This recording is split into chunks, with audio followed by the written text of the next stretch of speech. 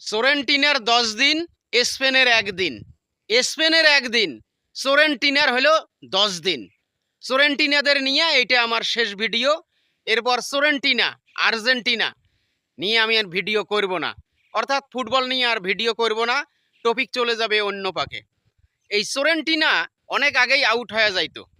সোরেন্টিনা ধরা খায়া গেছে স্পেনের কাছে, এমনভাবে ধরা খাইছে সোরেন্টিনা, যা মানে মাঠে তো দেখছেন যে এরা ফুটবল খেলার জন্য নামে নাই। ভিডিও অনেক আগেই করতাম, একটু খেলা দেখছি, ফাইনাল খেলাটাই শুধু দেখছি যে সোরেন্টিনারা যে চুরি করে, কেমনে চুরি করে। মানে স্পেন আর সোরেন্টিনার খেলা হয় নাই, খেলা হয়েছে পুলিশ আর চোর, চোর আর পুলিশের। পুলিশ এমনভাবে দাঁড়াইছে, এমনভাবে টার্গেট রাখছে, দেখি সোরেন্টিনারা কিভাবে চুরি করে। আর চুরি করার জন্য পায় নাই, যার জন্য ফিজিক্যাল ফুটবল খেলাইছে সোরেন্টিনারা। যাই হোক, সোরেন্টিনা আউট হয়ে গেছে। আউট বলতে কি, বিশ্বকাপ শেষ। এই সোরেন্টিনার সর্দার মেসি, মেসির কত যে অবৈধ সন্তান বাংলাদেশে আছে, কত ছেলে মেয়ে আছে, তারপরে স্বামী স্ত্রী যত কিছু আছে। সোরেন্টিনার যে কি হবে আপনারা বিশ্বাস করেন, আমার ভিডিওটা কিভাবে নেবেন জানি না।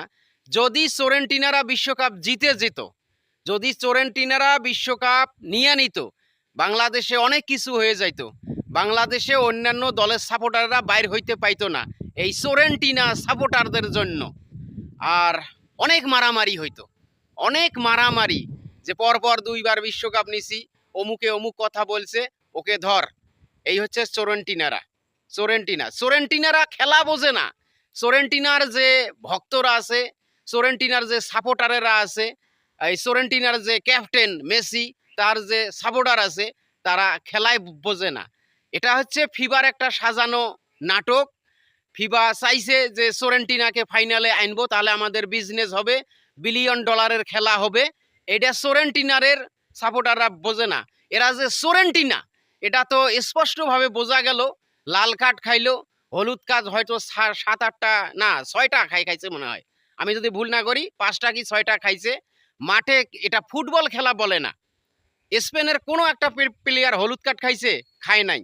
তা সোরেন্টিনার যে সাপোর্টাররা বাংলাদেশে আছে, তারা ঘুমিয়ে গেছে, ফেসবুকে তাদের সরগম নাই।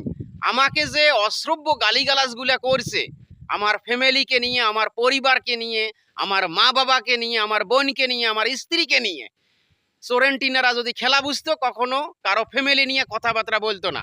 অথচ আমি সোরেন্টিনার বিপক্ষে কোনো কথা বলি নাই। খেলায় যেটা হয়েছে সেটাই আমি বলছি। এইটাই সোরেন্টিনাদের সহ্য হয় নাই। তা সোরেন্টিনারের সাপোর্টারদের ধন্যবাদ, এবং অপেক্ষায় থাকেন। আল্লাহ যদি বাঁচে বর্তে রাখে, 30-এর বিশ্বকাপে সোরেন্টিনাদের সাথে আবার দেখা হবে।